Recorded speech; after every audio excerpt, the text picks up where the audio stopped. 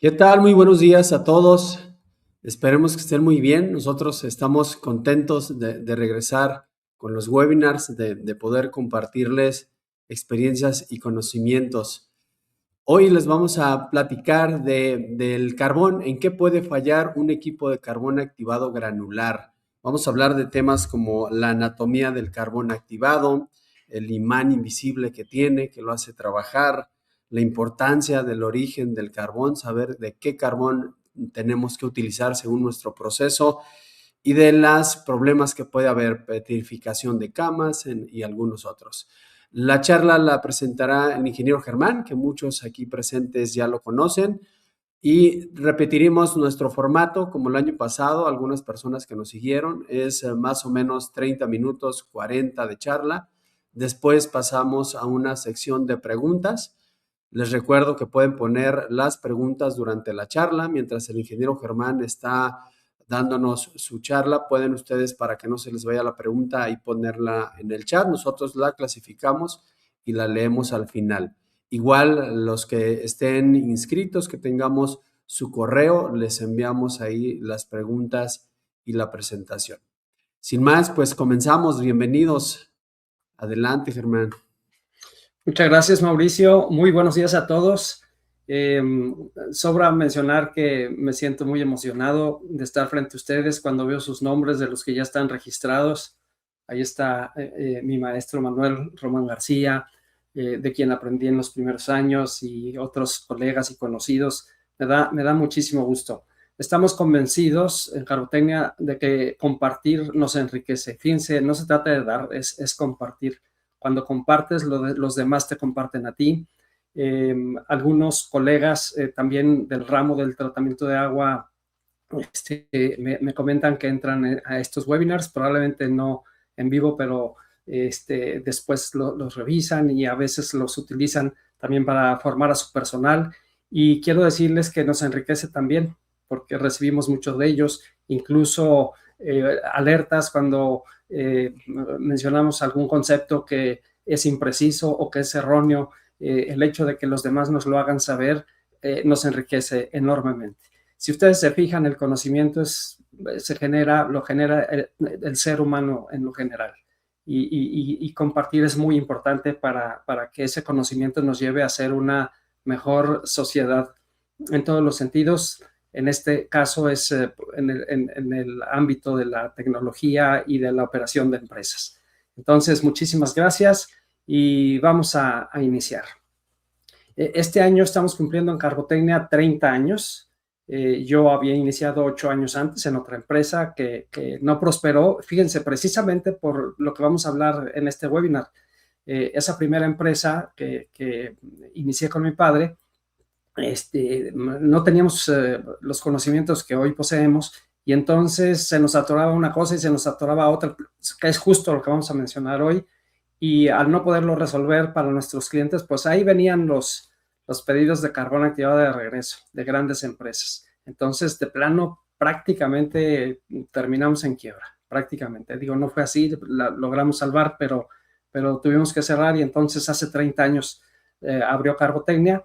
Y fíjense, estábamos haciendo memoria la semana pasada al preparar este webinar, que en los últimos 20 años no hemos encontrado problemas nuevos. Es decir, todos los problemas operativos del carbón activado que vamos a mencionar aquí no son novedosos. La ciencia amanece de buenas todos los días, y cuando hay problemas, los problemas se repiten. Y es muy importante saber que los operadores de plantas y los ingenieros somos artistas, pero artistas que utilizamos el conocimiento que generan diversas ciencias.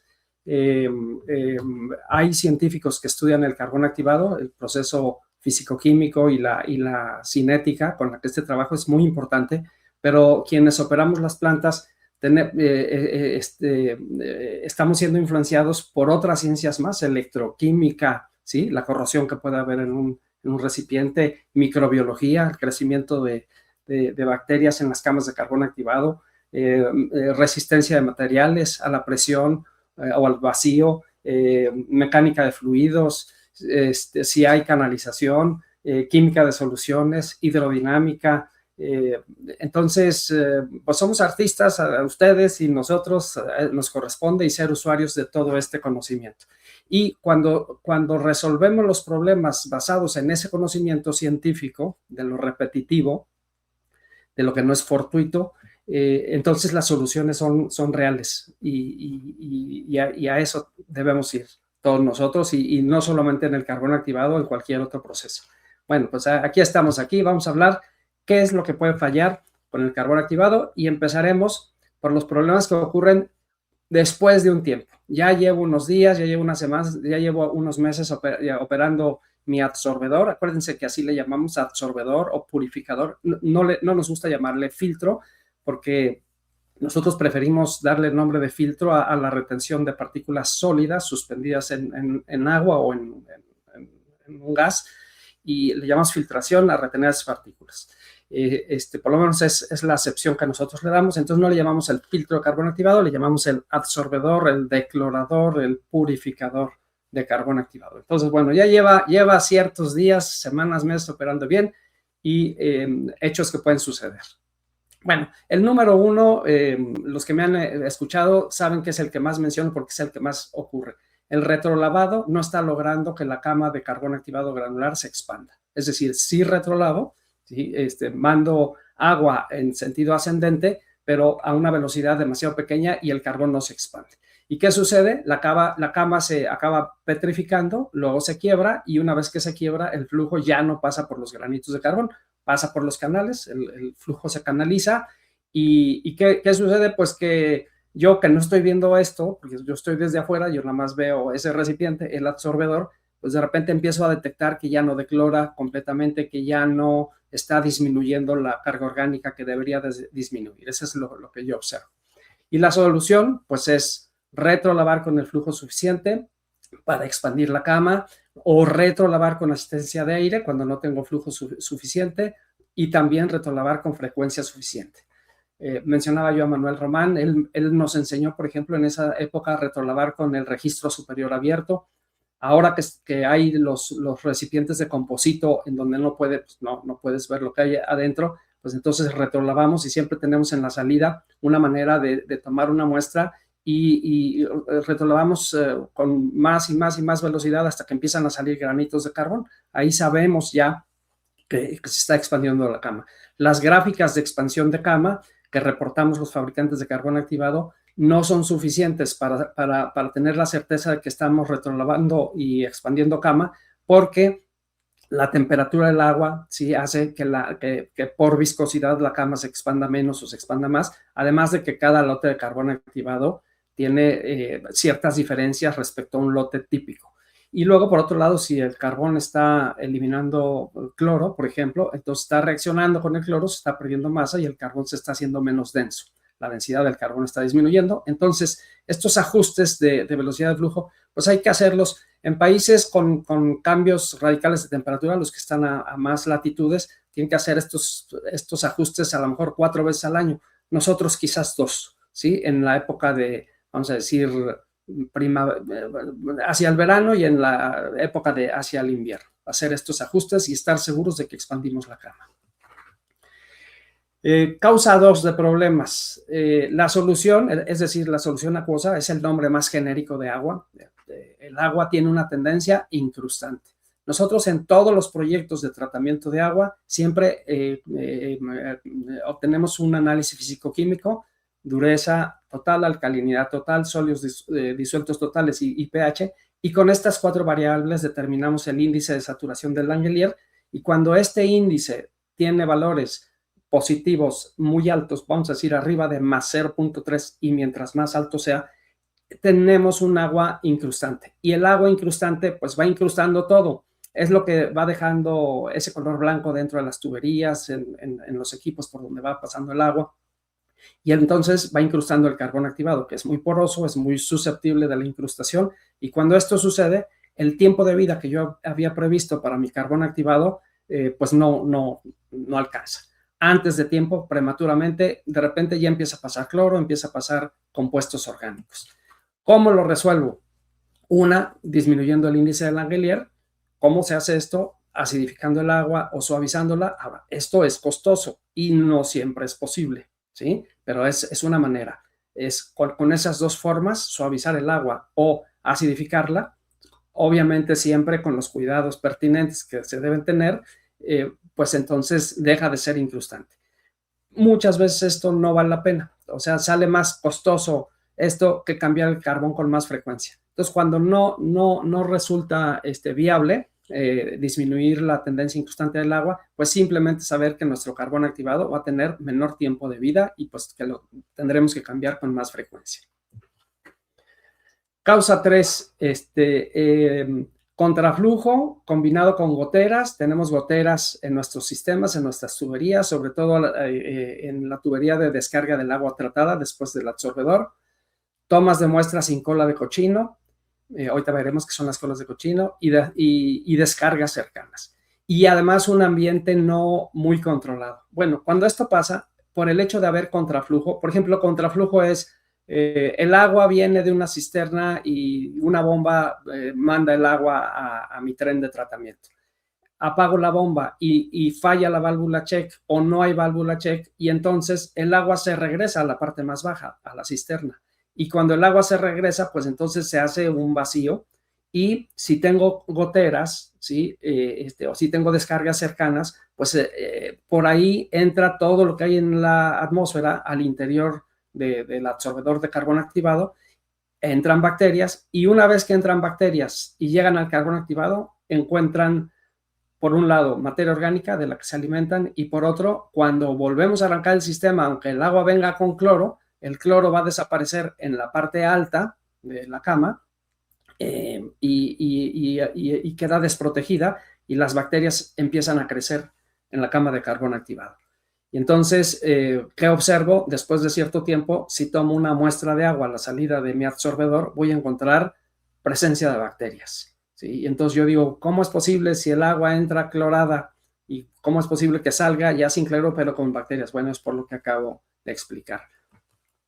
Entonces, ¿cómo se resuelve? Bueno, pues viendo que haya válvulas check, cuando el agua viene de un punto más bajo, viendo que haya una válvula check, que cierren bien, tener las colas de cochino en los puntos de toma de muestra. La cola de cochino es esa que se ve en la imagen superior derecha. Cuando se hace esa cola de cochino, se hace un sello de agua que impide que las bacterias ingresen con rapidez. Sí terminarán contaminando, pero vuelven un sello que ayuda mucho y teniendo el área limpia, lo más limpia posible. Bueno, entonces, con esto nosotros podemos evitar lo más posible la recontaminación biológica.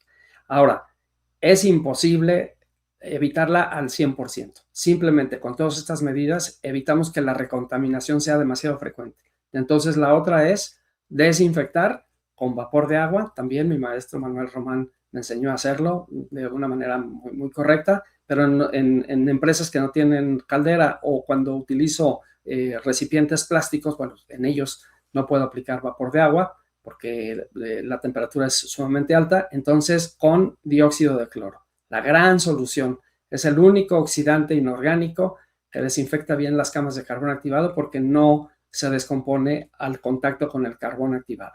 Entonces, los demás, si tú quieres desinfectar tu cama de carbón con hipoclorito de sodio, con ozono, pues estos al contacto con el carbón en muy pocos segundos desaparecen y entonces no alcanzan a penetrar por toda la cama.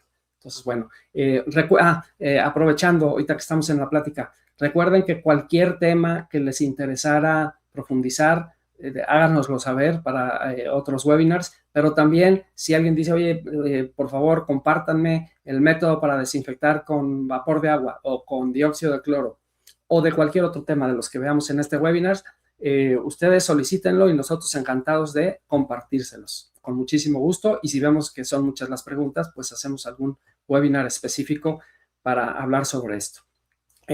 Se dice fácil, no, porque además no es que sea difícil, se dice fácil, desinfectar no es difícil, pero cuando uno lo hace en la planta, tiene su reto. Tienes que lograr que toda la cama de carbón quede inundada en tu solución y a veces lograr eso en un recipiente que tiene 2, 3, 4 toneladas de carbón activado, a veces cuesta trabajo, pero nada más es porque no tenemos la práctica. Entonces, que sepan ustedes que no es difícil, pero a veces pues nos cuesta trabajo nada más porque son grandes los equipos. Cuando se hacen las cosas en el laboratorio es muy sencillo inundar una camita de carbón en una solución desinfectante, pero a nivel grande pues es nada más ponernos listos y cuando se les atoren este tipo de problemas, pues cuenten con nosotros en Carbotecnia. Causa 4 de problemas. Acumulación de aire en la parte alta del absorbedor. Cuando no tenemos válvulas eliminadoras de aire o cuando no tenemos un venteo y que lo abramos con cierta frecuencia, se va acumulando una bolsa de aire que va creciendo y va creciendo, y entonces al tiempo tú te vas dando cuenta que el nivel de agua está más abajo y más, hasta que llega a estar más abajo que la parte alta de la cama de carbón activado. Ya llega a no estar inundada. Cuando se forman burbujas de aire en los equipos es un relajo por todos lados. No solamente es que el carbón deja de estar totalmente inundado y el tiempo de contacto disminuye, sino que el agua empieza a bajar por canales pegados a las paredes y entonces baja a más velocidad y pasa a más velocidad por la periferia que por la parte del centro, y entonces también su tiempo de contacto es menor porque no todo el carbón, no todo el agua pasa a la misma velocidad por todo el carbón. Y bueno, pasan mil cosas que estudia la hidráulica, pero entre otras, pues el carbón activado ya no cumple su función. De repente empezamos a ver que ya no está logrando disminuir, declorar o disminuir la concentración de contaminantes orgánicos. ¿Cómo resolverlas? Pues con válvulas eliminadoras de aire. Hay unas que son automáticas. Cada vez que se junta aire en la parte alta de un equipo o de una tubería, dejan salir el aire. O bien teniendo un venteo que abrimos manualmente nosotros, lo abrimos cada cierto tiempo y dejamos que salga el aire. Y es muy importante, sobre todo cuando instalamos el carbón activado, hay que recordar que las primeras 24 horas después de que se inunda un carbón activado, la cantidad de aire que se desprende mientras están entrando el agua a los poros es muchísima.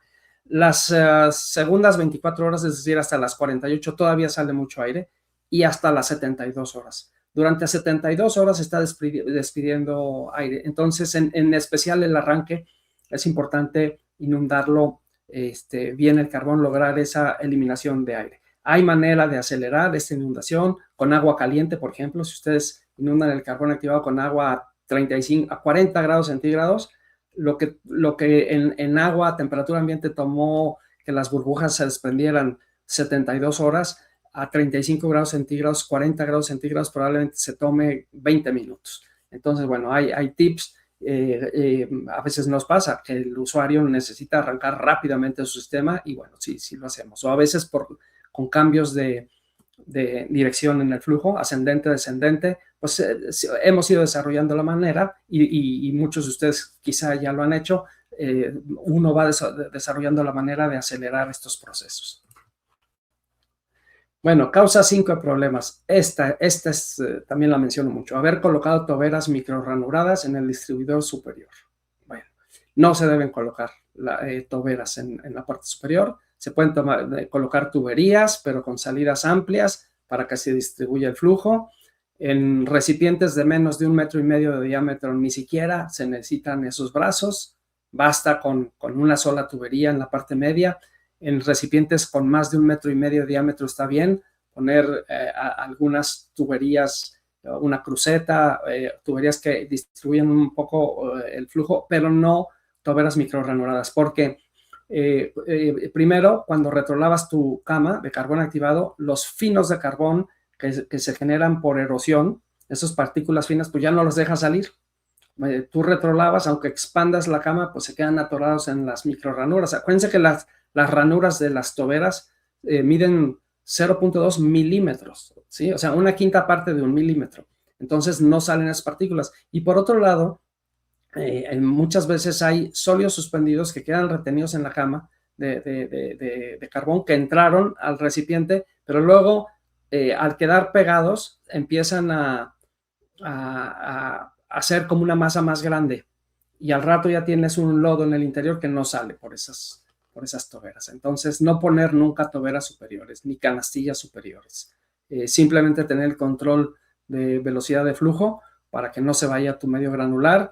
Hay varias maneras de hacerlo también. Si alguien quiere un día profundizar, llámenos, escríbanos y con mucho gusto les ayudamos. Pero no colocar estas toberas. Entonces, simplemente quitarlas. Cuando hacemos servicios en Carbotecnia, ofrecemos el servicio de cambio de medios. Cuando el usuario colocó toberas microgranuladas en la parte superior, abrimos el equipo y está lleno de lodo. Y entonces cuesta mucho más tiempo hacer el cambio. La cama está toda petrificada y de hecho, cuando hacemos este servicio, si encontramos, siempre avisamos a nuestros clientes que si tienen toberas superiores y encontramos esto, el costo aumenta porque el tiempo que nos lleva a sacar todo el carbón y las gravas es mucho mayor. Entonces, bueno, esto es muy importante. Causa 6 de problemas. Bueno, velocidad de flujo excesiva. Diseño un absorbedor, pero la velocidad de flujo es demasiado alta.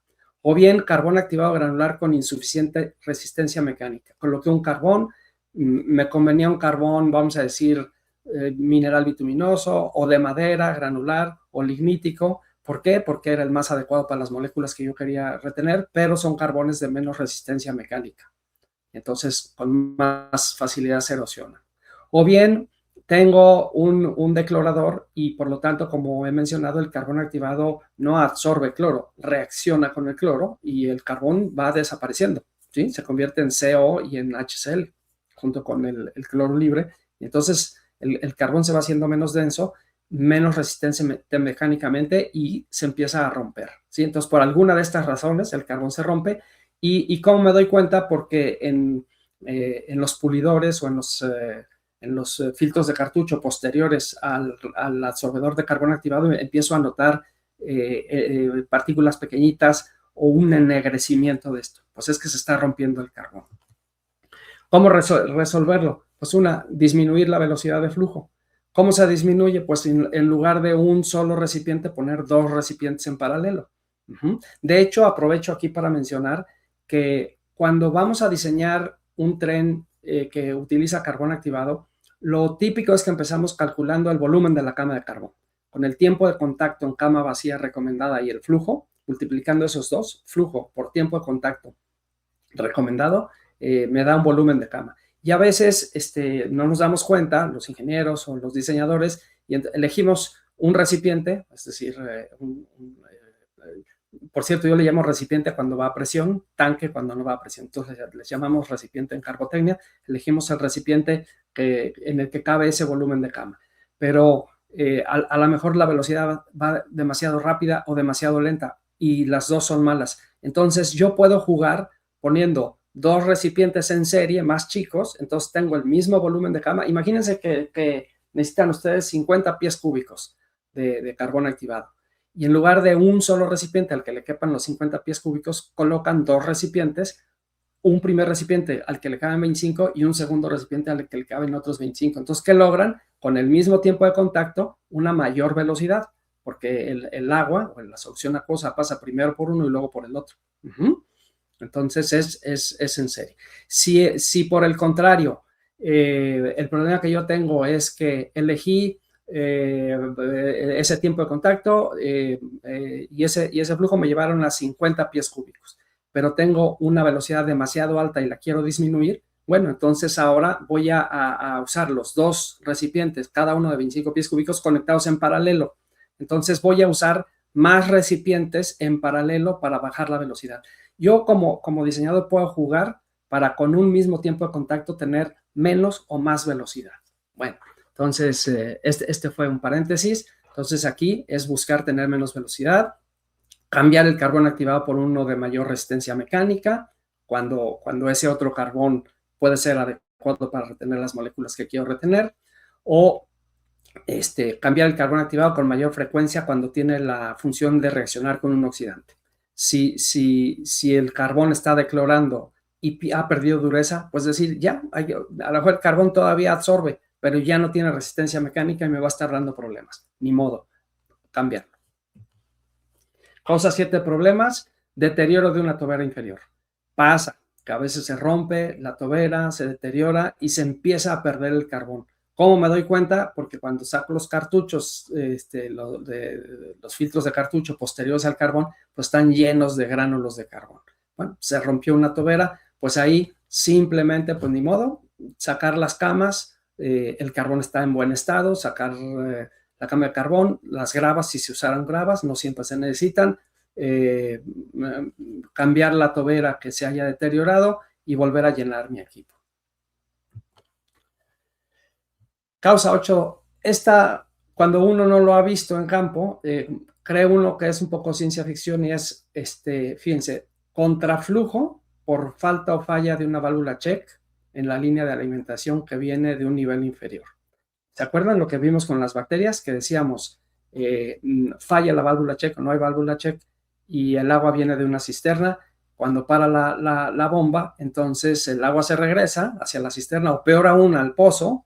Imagínense un pozo, una bomba que está a 10, 20, 30, 50 metros de profundidad y se regresa al pozo. Entonces, ¿qué sucede? Pues que se hace un vacío y los tanques colapsan, como aquí se ve. Así, se chupan. Y este no es de los más colapsados que he visto. O sea, hay unos que colapsan tremendo. Y no solo los de composito, que son estos que les llamamos de fibra de vidrio. En realidad es de composito porque es fibra de vidrio con resinas. No, colapsan los de acero al carbón, los de acero inoxidable. Fíjense, un recipiente de composito colapsa a 2.45 psi manométricos de vacío. O sea, la presión atmosférica a nivel del mar es 14.7 psi. Basta que baje 2.45 de esas 14.7 para que colapse uno de estos recipientes. Y ¿saben cómo se da eso? Con 2 metros de altura, con que la diferencia de la altura entre el nivel de agua en la cisterna, de donde el agua la bomba tomó el agua para enviarla al tren de tratamiento, con que haya 2 metros, con eso tienes para que se colapse. Y los recipientes de acero al carbón o de acero inoxidable colapsan a 5, 8, 10 psi, No crean que a mucho mayor presión. Acuérdense que la presión cero manométrica, cuando ya tiene, el vacío total, pues ya tiene 0 y por ejemplo, un recipiente de composito tiene una resistencia de 150 psi de presión interior, pero solamente 2.45 de psi de vacío. Acuérdense que el vacío es hasta 0 nada más, es del 14.7 a nivel del mar hasta 0. Entonces, con muy poco vacío colapsan. ¿Qué necesitamos? Válvulas rompedoras de vacío. Siempre hay que instalarlas en los recipientes y ver también que las válvulas check funcionen. Pero imprescindible la válvula rompedora de vacío. Siempre, siempre, siempre. ¿Sí? Se debe dimensionar bien. Debe ser una válvula que permita que entre el flujo volumétrico de aire por lo menos a la misma velocidad a la que saldría el flujo de líquido, por succión de la bomba que viene de la cisterna. Entonces, bueno, hay que dimensionarla. No nada más es ir a la tiendita a comprar la válvula rompedora de vacío, no, es ver que se dimensione adecuadamente. No solamente es que sea para el diámetro de la tubería, sino considerar la velocidad a la que se va a vaciar el tanque de líquido y por lo tanto a la que debe dejar entrar el aire. Todo esto, estos cálculos de mecánica de fluidos, de hidrodinámica, pues si ustedes no los hacen, pidan ayuda a alguien. En Carbotecnia les podemos ayudar. Hacemos este tipo de cálculos para las instalaciones que hacemos y con mucho gusto pueden contar con nosotros. Y ahora lo contrario, exceso de presión en el absorbedor, cuando de repente pues, la presión es muy, muy alta y empiezo a tener fugas que deterioran hasta los equipos, hasta los absorbedores. Bueno, pues también necesitamos válvulas de alivio. La válvula de seguridad es más para gases. La válvula de seguridad abre de repente, porque en el caso de gases y vapores, hay que abrir instantáneamente. La válvula de alivio abre proporcionalmente. Conforme está llegando más líquido y se está presurizando el sistema, esta empieza a abrir. Y hay que analizar siempre el sistema de bombeo, no tener una bomba que te genere una presión mucho más alta que la que va a resistir todo tu tren de tratamiento, incluido el absorbedor y las tuberías.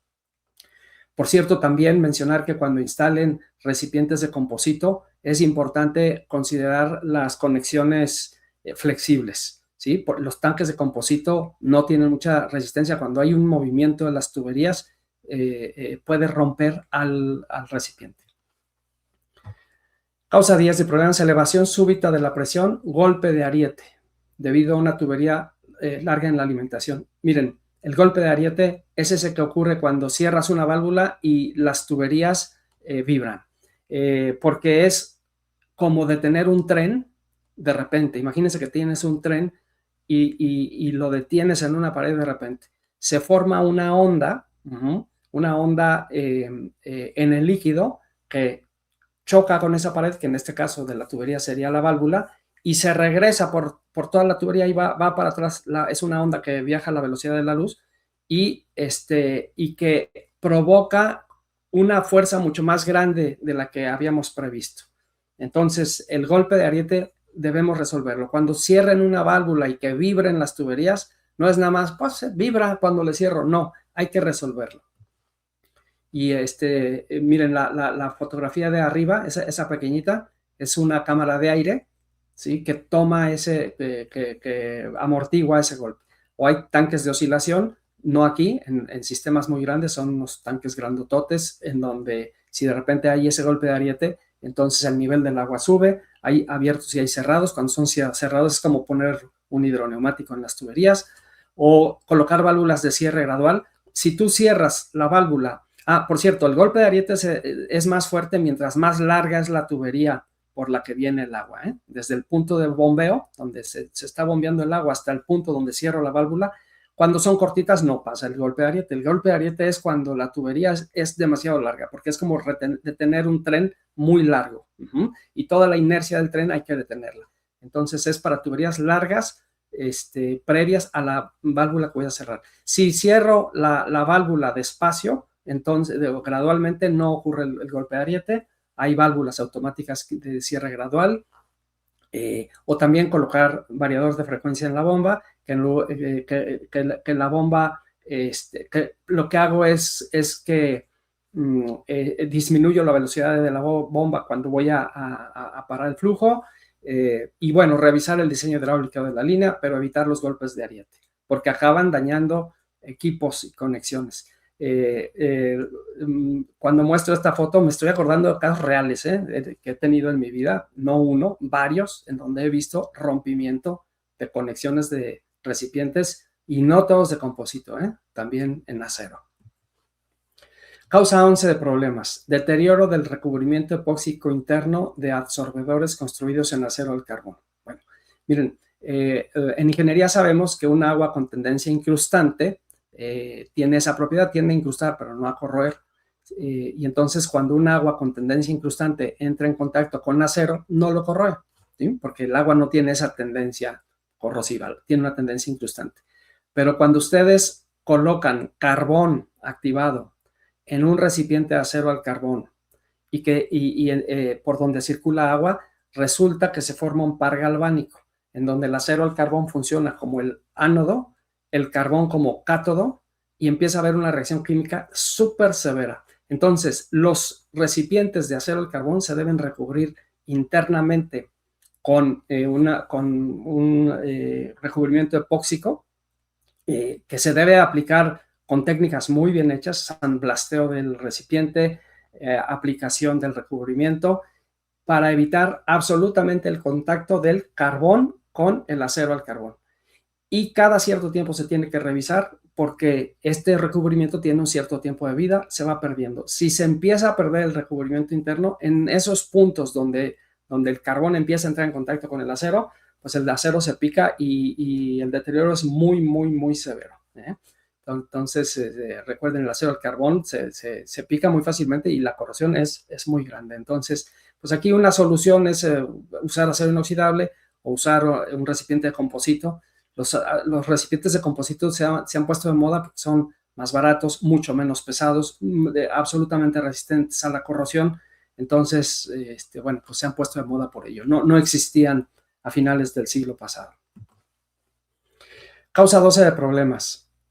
A veces utilizo un carbón activado para alguna aplicación en particular en la que voy a retener compuestos no tan fáciles de absorber. Sí, o sea, y la zona de transferencia de masa es la profundidad de la cama en la que el carbón termina de quitar de absorber esos compuestos. El agua entra por arriba. Fíjense, toda esa profundidad que dice ZTM, zona de transferencia de masa, es la profundidad de cama que el carbón tardó en terminar de absorber esos compuestos que yo quería absorber. Entonces, si ustedes se fijan, esta zona de transferencia de masa es sumamente profunda en relación a la profundidad total de la cama. Este equipo, por tener una zona de transferencia de masa tan profunda, en poco tiempo vamos a empezar a notar que ya no está logrando retener los adsorbatos, ¿no? Ya no está logrando hacer la purificación para cumplir con las especificaciones que yo deseaba, porque la zona de transferencia de masa es sumamente profunda. Y una solución es meter un carbón más pequeño. Cuando empecé a trabajar en esto del carbón activado, una de las cosas que hicimos se usaba en México el carbón granular 8x30 para todo. Empezamos a meter el carbón 12x40 y al ser más chico el carbón, la zona de transferencia de masa se hace más corta. Y entonces, lo que con el carbón grande en 4 meses, 3 meses, 5 meses ya no estaba logrando el carbón hacer la purificación adecuada, con un carbón 12x40 o luego metimos el 20x50, más pequeño todavía, logramos que el mismo carbón, del mismo costo, de la misma calidad, en lugar de durar 4 meses, duraba 8 meses o 10 meses o 12 meses. Mientras más pequeño es el carbón, causa más caída de presión, pero logra una zona de transferencia de masa más corta y un mayor tiempo de vida. Aquí también lo que se puede hacer es diseños de camas más esbeltas, es decir, camas más altas, ¿sí? Es buscar una cama más alta siempre y cuando la velocidad no sea excesiva y con una cama más alta con el carbón original, vamos a decir el 8x30, resuelvo el problema. Entonces también es cambiar por un carbón más pequeño o diseños más esbeltos o de plano 2 camas de carbón conectadas en serie, que es lo mismo que hacer una cama más alta. Causa 13, desprogramación o error de la válvula de instalación superior. Bueno, están de moda estas válvulas, también se usan cada vez más los PLCs y sucede que por una variación de voltaje, a veces se descompone, se deteriora la tarjeta, por falta de electricidad durante más de 8 horas, por ejemplo, se desprograma la válvula y cuando se arranca el equipo resulta que ya no está retrolavando en el horario o con la frecuencia que habíamos programado o ya ni siquiera está retrolavando. Entonces, estas válvulas que son una maravilla, pero requieren que les echemos un vistazo.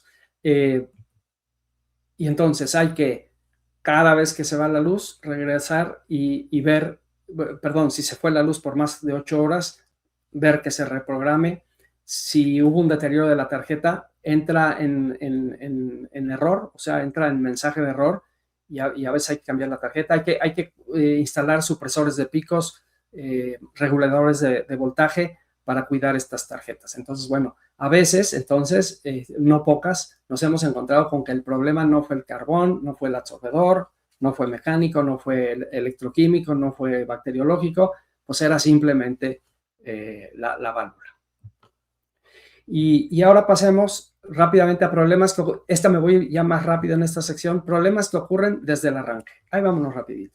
Lo primero, si estoy arrancando con un carbón virgen y fue activado térmicamente, es natural que el pH del agua de los primeros litros aumenta, ¿sí? ¿Por qué? Porque se están lixiviando los minerales que venían en el carbón, se están disolviendo en el agua y estos se disuelven como hidróxidos, son óxidos que pasan a hidróxidos y entonces siempre el pH del agua aumenta. Y si el carbón se activó químicamente, típico con ácido fosfórico, al contrario, el pH del agua disminuye. Entonces, que el pH del agua o de la solución acuosa cambie al inicio es natural si el carbón es virgen. Si estás usando carbón reactivado, no ocurre esto. Bueno, ahí está, es la solución. Entonces es descartar el líquido hasta que el pH se normaliza, o bien, a veces, sobre todo cuando está subiendo el pH, se inunda el carbón en una solución ligeramente ácida que disuelve más rápidamente estos hidróxidos o los neutraliza y con mayor rapidez normalizo, y ya el carbón, una vez que está normalizado, no debe cambiar el pH del líquido. A veces los carbones minerales tienen azufre en cantidades no muy grandes, pero que dan un olor muy desagradable a huevo podrido, y entonces aquí, si se inunda el carbón también en una solución ácida, esta solución provoca pues que pasa a fase gas ese sulfuro de hidrógeno con mucha rapidez, se resuelve el problema. O bien utilizar carbones con certificado NSF61, los carbones que fabricamos en Carbotecnia, todos tienen este certificado y no deben generar este olor. Pero cuando algún día compren algún carbón mineral que puede ser de muy buena calidad y que tiene este olor a huevo podrido, no significa que hay que sacarlo o hay que tirarlo. Se puede resolver el problema como lo mencioné. Haber instalado un carbón activado de poro muy pequeño cuando las moléculas que quiero retener son grandes. Entonces, las moléculas grandes, que son las que quiero retener, no caben en los poros, pues ahí me equivoqué, tenemos que usar un carbón de poro más grande. Haber puesto demasiado bajo el tiempo de contacto. A veces se necesitan tiempos de contacto de 3 minutos, de 5 minutos, de 7, de 15. El tiempo de contacto depende de lo que quiero lograr con el carbón activado. Cuando coloco una cama demasiado pequeña de carbón, no tengo este tiempo de contacto suficiente. Desde el inicio, el carbón no cumple con su objetivo. Entonces, pues, ¿qué? Pues aumentar la cama. ¿Cómo? Pues o subiendo el nivel de la cama, y si ya no puedes más, porque acuérdense que hay que dejar un espacio suficiente para expansión de cama en el retrolavado, pues colocar otro absorbedor en paralelo o en serie. Si lo coloco en serie, voy a tener más tiempo de contacto a la misma velocidad de flujo. Si lo coloco en paralelo, voy a tener a menor velocidad, ¿sí? A la mitad de la velocidad, porque voy a dividir el flujo en dos. Velocidad de flujo demasiado bajo, abajo de 1 galón por minuto por pie cuadrado. Cuando el agua, el líquido circula por el absorbedor abajo de 1 galón minuto por pie cuadrado, ocurre esta resistencia. Las moléculas, que son esas bolitas rojas, ya no aterrizan en el carbón, ¿sí? No carbonizan o aterrizan, como se diga, no hacen contacto con el carbón y el carbón no las absorbe. Para que el carbón trabaje, la molécula que va a absorber tiene que hacer contacto con el carbón. Si el agua circula demasiado despacio, entonces ahí van como en tobogán, como nomás le van sacando la vuelta a los granitos de carbón, el carbón no funciona bien. Nunca abajo de 1 galón por minuto por pie cuadrado, y si se puede, mejor arriba de 2.5. Entre 1 y 2.5 va mejorando, y mejor arriba de 2.5 galones por minuto por pie cuadrado, pero nunca abajo de 1. Líquidos muy, muy viscosos también. Cuando un líquido es muy viscoso, ni siquiera el líquido puede entrar bien a los poros del carbón, mucho menos van a entrar a los adsorbatos. Ahí ver la posibilidad de calentar para que baje la viscosidad, siempre y cuando el calentamiento no tenga deterioro en el líquido que voy a tratar, pero líquidos demasiado viscosos no funciona el carbón activado. Y finalmente, carbones activados de mala calidad, pues les puede pasar de todo. Falta de dureza, falta de actividad, no están bien activados por el centro, como se ve ahí en esta, tiene un área que no está activada, tiene demasiados volátiles, es decir, la materia orgánica original de la que se hizo el carbón activado no acabó de carbonizar, y ese carbón, en lugar de absorber, pues empieza a disolverse esos compuestos orgánicos de la planta original, se empiezan a disolver en el agua. Entonces, bueno, un carbón de mala calidad pues también va a generar muchos problemas. Aquí, pues simplemente adquirir carbones de buena reputación, de empresas que tengan un sistema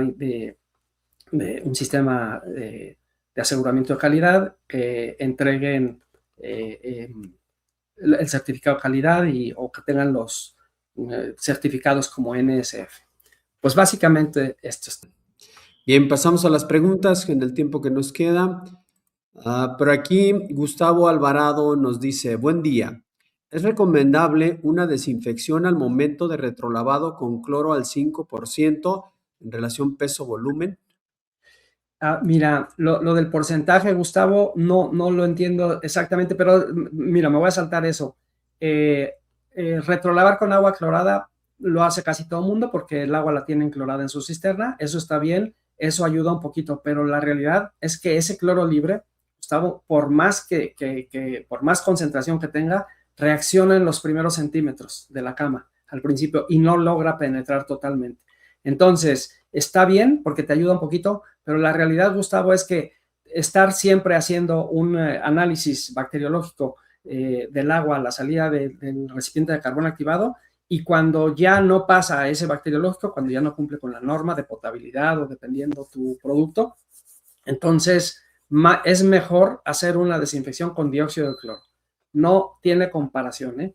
Te lo digo, muchísimas empresas han intentado con 5 partes por millón, 10 partes por millón, 30 partes por millón de cloro libre. No, con dióxido de cloro nosotros lo hacemos a 30 partes por millón, porque aparte el dióxido de cloro es muy inocuo, ¿sí? Es increíblemente inocuo, y se logra una desinfección increíble. Hay quien desinfecta a 5 partes por millón. A mí me gusta con un exceso, te digo, porque no tiene un costo tan alto y por esa inocuidad. Entonces yo te recomiendo mejor el dióxido de cloro. Darle seguimiento, Gustavo, a tus equipos. Cuando veas que ya se reinfectó, por más que quitaste goteras, pusiste colas de cochino, etcétera, tener tu protocolo y llevarlo a cabo. Y con mucho gusto, si necesitas el procedimiento, te lo enviamos. Perfecto. Por acá nos dice José Ángel Guajardo, dice varias preguntas.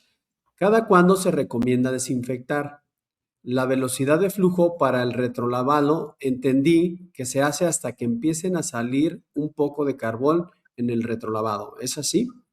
Sí, José Ángel, ¿cada cuándo se recomienda desinfectar?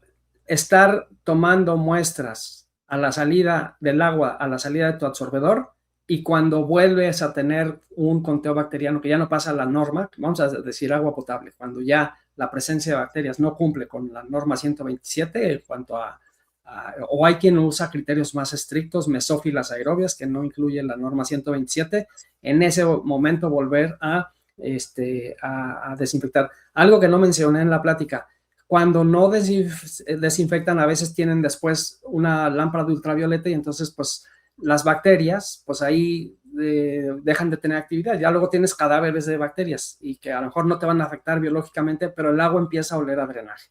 Entonces es muy importante cuando captan presencia de bacterias en una concentración que ustedes consideren la máxima permisible, desinfectar su cama de carbón activado. Y lo otro, que lo entendiste perfecto, José Ángel, es retrolavar a más velocidad hasta que empiecen a salir granitos de carbón, y ahí decir, ahí ya sé que la cama se está expandiendo. Casi siempre se deja si la cama mide 1 metro, se deja 1 metro de altura, ¿sí? O 70 centímetros. Bueno, cuando empiezan a salir granitos, ya sabes que tienes el 70, el 100% de expansión. Ahí cerrarle tantito y decir, este es el flujo en el que estoy seguro que se está expandiendo la cama. Así que tal cual, José Ángel. Perfecto. Alfredo Mesa García nos dice, ¿se puede utilizar una solución de cobre como desinfectante? Alfredo, ¿cómo estás? Nunca me habían hecho esta pregunta. Nunca, no lo había pensado. Mira, te voy a decir así rápidamente, no me suena mal. El carbón activado no, por ejemplo, un desinfectante orgánico jamás, porque el carbón lo va a absorber, le va a quitar vida al carbón. Un oxidante pues tampoco, porque el carbón es un reductor y lo va a neutralizar. Me suena muy interesante, Alfredo. Gracias por ponerme esta chamba. Lo investigo y se los pongo en el documento de respuestas que les voy a dar. Muchas gracias, Alfredo. Qué buena idea. Muy bien. Nos dice Gustavo Alvarado, dice, si el distribuidor cuenta con una válvula automática de retrolavado, ¿es igual? ¿No recomendable instalar las toberas ranuradas? Y otra pregunta que nos pone es, ¿cómo evitamos que el polvo fino del carbón activado obstruya las válvulas? Bueno, entonces, sí, primero, Gustavo, sí, si el distribuidor cuenta con válvula automática de retrolavado, sí, nunca toberas ranuradas, nunca, ¿sí? Nunca, porque no van a dejar salir el lodito, las partículas de carbón que se generan por erosión. ¿Cómo evitamos que el polvo fino obstruyan las válvulas? Bueno, el carbón activado no debiera salir, o sea, hay que hacer el control de flujo pues en la velocidad de flujo en la que sabes que no sale el carbón, que sabes que se está expandiendo, que no sale, bueno, esa es la velocidad a la que vas a retrolavar. Y en cuanto a los finos, es no cortar el retrolavado hasta que el agua del retrolavado salga ya sin finos de carbón, que ya no salga negrita, ¿sí? Entonces, simplemente, Gustavo, y estar seguro de que tu cama expande. Cuando expandes la cama, Gustavo, en un tiempo relativamente corto, ya sacaste todos los finos de carbón. Los granulitos no deben salir, ¿eh? Como quedamos. Entonces, si logras la expansión de la cama en un cierto tiempo corto, del orden de segundos o minutos, 2 minutos, 3 minutos, ya el agua debe estar saliendo cristalina. En ese punto donde está saliendo cristalina es en donde hay que ya detener el retrolavado. Y por lo tanto tu válvula no va a tener finos que se vayan a meter ahí entre los pistones, etcétera, de la válvula, ¿sí? Mira, aunque tuvieras toberas microrranuradas, a final de cuentas van a dejar pasar ese polvito, que también si se mete en los pistones te va a afectar negativamente. Entonces, Gustavo, no es más que con control visual, ¿sí? De lo que ocurre y no terminando de retrolavar hasta que el agua sale cristalina. Perfecto.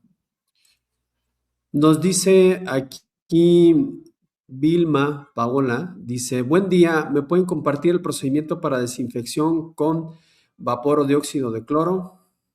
Ya lo tienes, Vilma Paola, con mucho gusto, cuenta con él. Perfecto. Mauricio Campo nos dice, ingeniero Germán, quiero saber cómo funcionan los yodos en el carbón activado, cómo hacen para impregnarlo. Mauricio, si quieres luego platicamos, pero no sé si te estés refiriendo al número de yodo. Es una prueba de yodometría con la cual se estima el área superficial que tiene el carbón activado. Pero es una prueba, no es impregnarlo con yodo. Déjame ver. Ahora, déjame ver. Hay un carbón para retener yodo radiactivo, pero en fase gas, ¿sí? Que sí se impregna, ¿sí? Tú puedes impregnar un carbón con yoduro de potasio, incluso también para otras aplicaciones, pero es en fase gas, ¿eh? Entonces, Mauricio, no, en fase líquida no hay impregnación. Lo único que se impregna en fase líquida es plata, que se impregna químicamente para evitar desarrollo bacteriano. Ese es el único carbón impregnado para fase líquida. Los demás son para fase gas y a lo mejor ya entra, seguramente vamos a hacer un webinar sobre este tema. Entonces, el número de yodo, si te refieres a él, es una prueba de yodometría que también hablaremos de ella.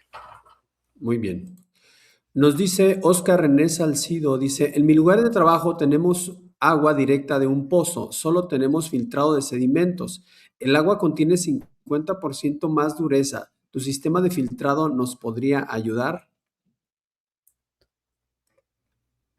A ver, vamos a ver. Bueno, filtrado de sedimentos, perfecto. El agua contiene 50% más. Oscar René, no nos necesitas a nosotros.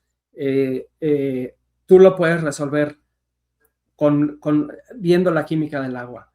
Si nos escribes, si gustas hablar conmigo, puedes poner que te contacten conmigo o con ingeniería. También, una cosa, todos nuestros compañeros de venta son químicos, ingenieros bioquímicos, todos, ¿eh? Entonces, todos los pueden ayudar. Cuando ya el problema se pone un poquito más profundo, pueden pedir hablar con ingeniería o hablar conmigo si consideran que ya es un poquito más profundo. Este problema no está difícil, Oscar René, te ayudamos nosotros a resolverlo. Miren, muchas asesorías que damos no cuestan. Las cosas sencillas que no implican salir, tiempo, etcétera, les contestamos de verdad con toda concentración y cuando es algo que ya sabemos, siempre compartimos ese conocimiento, ¿sí? Lo hacemos por lo que tanta gente nos ha compartido a lo largo del camino. Entonces, Oscar René, no lo necesitas, más que para una orientación ligera y tú lo vas a resolver. Muy bien. Nos dice Misael Coronado, en caso de contaminación por goteo o falta de válvula check, ¿esto afecta mis resultados en pruebas después de la lámpara UV? No, no, Misael, no te afecta, pero como decíamos, el problema va a estar que si tienes contaminado, o sea, tu válvula UV, como dije, pues resuelve el problema bacteriológico, pero no el de olor generado por la anaerobiosis, por la actividad biológica anaerobia que hay dentro de tu absorbedor. Entonces, Misael, aunque tengas tu lámpara UV, hay que desinfectar, ¿eh? Hay que estar haciendo análisis de tu agua antes de la UV, y cuando tú detectas que ya tienes presencia bacteriana, hay que desinfectar. Casi todo mundo tiene que desinfectar sus camas de carbón activado granular. Y simplemente adoptarlo, aprender a hacerlo, y no tiene por qué ser difícil. Entonces hay que hacerlo, Misael. Perfecto. Jorge Hernández nos dice, hola, ¿tienen aplicaciones para aire? Es decir, para ingresar aire exterior a un espacio que se requiere filtrar H2S, SO2 y VOC. Sí, sí, Jorge, definitivamente. Tenemos todos esos carbones o para retener amoníaco, aminas de bajo peso molecular, mercurio, y es aplicaciones en aire, sí, cómo no. Y también otra es filtrar el aire y evitar la entrada de bacterias. También nos dedicamos a la filtración en cartuchos, que es de lo más interesante para tanques atmosféricos. Cuando se vacían, pues se está vaciando el tanque del líquido, entra aire y es evitar la entrada de bacterias. Todo esto, más evitar la entrada de ciertos gases en una nave, por ejemplo, gases corrosivos. Sí, Jorge, con mucho gusto. Ya lo tomaremos como una iniciativa para entrar al tema de absorción en gases, en aire. Muy bien. Rodrigo Jared nos dice, ¿cuál es la forma más efectiva de regenerar el carbón?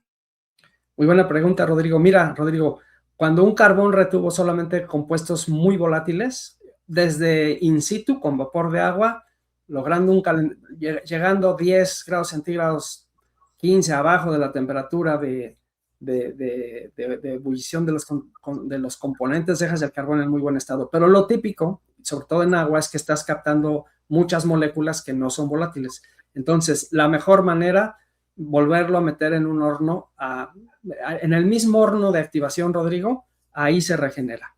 Se mete el carbón, pasa, se eleva 600, 700, 750 grados centígrados, y es pirolizar esas moléculas orgánicas que retuvo el carbón y gasificarlas y dejar el carbón otra vez listo para operar. Nosotros ofrecemos ese servicio, Rodrigo, es el servicio de la reactivación, pero ese sí no se puede hacer in situ, ¿eh? Necesitan hacerlo, pues sí, yo creo que solo los fabricantes de carbón activado tenemos el equipamiento y el conocimiento para hacerlo bien y no quemar el carbón, no dejarlo en cenizas, ¿sí? Y reactivarlo bien. Pero sí damos este servicio, Rodrigo. Perfecto. Pues con esta pregunta llegamos al tiempo que establecimos para esta charla, capacitación.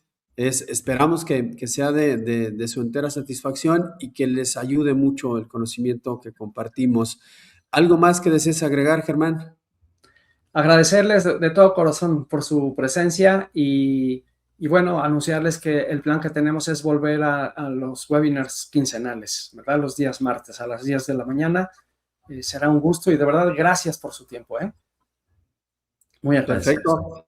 Les recuerdo que las preguntas que no alcanzamos a dar respuesta aquí directo en la sesión serán respondidas y enviadas a los correos que nos hicieron llegar.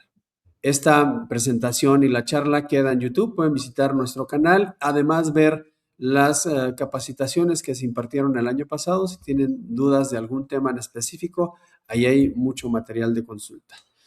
Pues sin más, muchísimas gracias y los esperamos en la próxima capacitación. Gracias.